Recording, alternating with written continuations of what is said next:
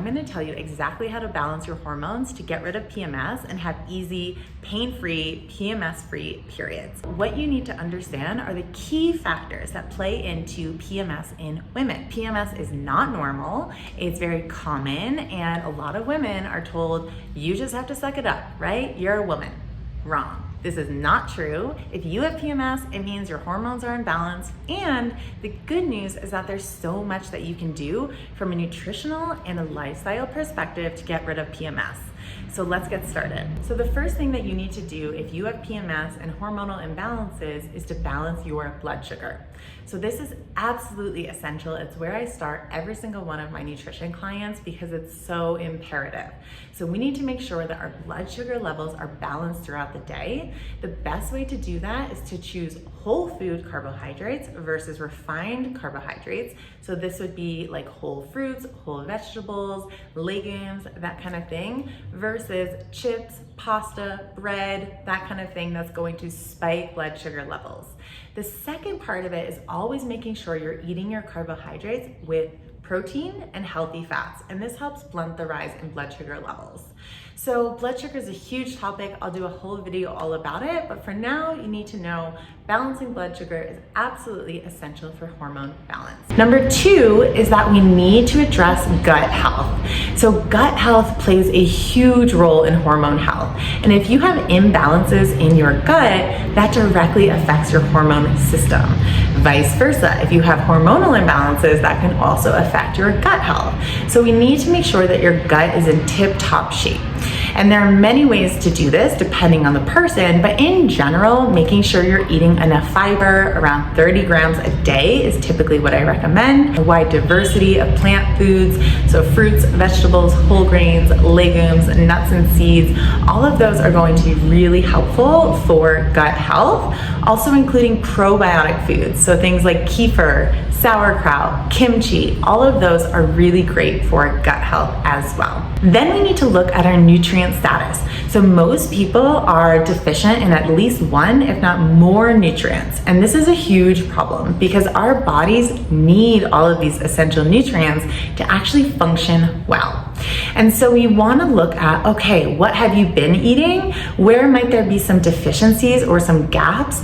And side note, if you have excess stress, you actually blow through your nutrients even faster. So you might need even more support to really get a nutrient-dense diet. Now, I always like to start with food first, but sometimes supplements can be really, really helpful to just increase those numbers, especially if someone is really low or really deficient.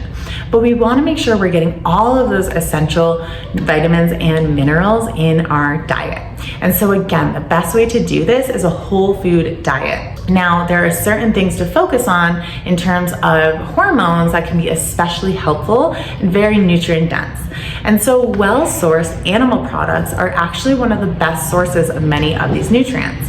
So if it's accessible, grass-fed, grass-finished beef is great.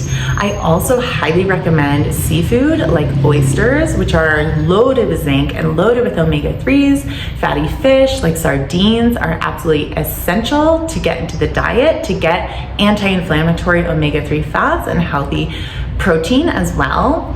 So those are kind of from an animal perspective. And then from our plant-based foods, we want to get green leafy veggies in, nuts and seeds, legumes, things like pomegranate, berries. Eat the rainbow is what I like to tell a lot of my clients. If you can eat all the colors of the rainbow every day, you'll be in really good shape. Then we want to look at inflammation. So a lot of people have chronic low-grade inflammation, and this can cause a lot of problems in the body, especially when it comes to hormones. So we need to look at, what are you exposing yourself to? What's your diet been? Are you eating an inflammatory diet with a lot of alcohol and sugar and omega-6 fats and processed foods? That is likely contributing to inflammation. Environmental factors can also contribute. So we want to make sure that we're adding in anti-inflammatory foods, things like olive oil, fatty fish, really colorful fruits and vegetables. Herbs and spices are also wonderful for this. So really adding in a lot of anti-inflammatory foods is really helpful. Then we need to look at detoxification. So this one is so important because our liver is under so much stress doing so much work to constantly filter out all of the things we don't need in our body. And unfortunately, we live in a very toxic world. So a lot of us, especially women, are very exposed to xenoestrogens, which are basically foreign estrogens. So things that are in plastics and cooking utensils and pans, nonstick pans and nonstick pots, and all of these things are increasing our estrogen in our bodies. So we need to look at all of the places that we're exposing ourselves, even things like makeup, personal care products, cleaning products, all of these things take a toll on our body. So we really want to make sure we're choosing non-toxic products and not exposing ourselves where we're able. Then we want to help support the detoxification process. So this is really through food and lifestyle. From a food perspective, when we're talking about detoxing, we always want to think about having plants and having protein. So protein's absolutely essential for detoxification. And then plants have phytochemicals that also help the detox process in the liver, help it get out of your body as well. Fiber is also really important too when we're talking about detoxification, because that's how we get it out through our GI tract. Lastly, we need to look at stress. So this is one of the big ones. Maybe it's even the most important, some could argue, is the stress component. And a lot of us are exposed to a lot of stress day in and day out. And stress is the number one most important thing to address when it comes to hormone health. If you are stressed, your body will essentially shut down the endocrine or the hormone system. And this is because your body is very intelligent and it knows that if it's in a stressful environment, there's no reason to ovulate and to bring a baby into this world. And this isn't just important if you do want to get pregnant. This is important for everyone because ovulation is absolutely essential. It's the most important part of the menstrual cycle, and it's what helps us produce progesterone in the second half of the cycle to help combat some of that estrogen that can contribute to a lot of those estrogen dominant symptoms like breast tenderness, cramping, back pain, fatigue, cravings, you name it. So we want to make sure we have healthy ovulation. And to do that, we need to keep stress low. So of course, we're not going to live in a bubble. We're always going to have some stressors, but what we want to do is make sure we're increasing our stress resilience. And that can be done through diet and lifestyle.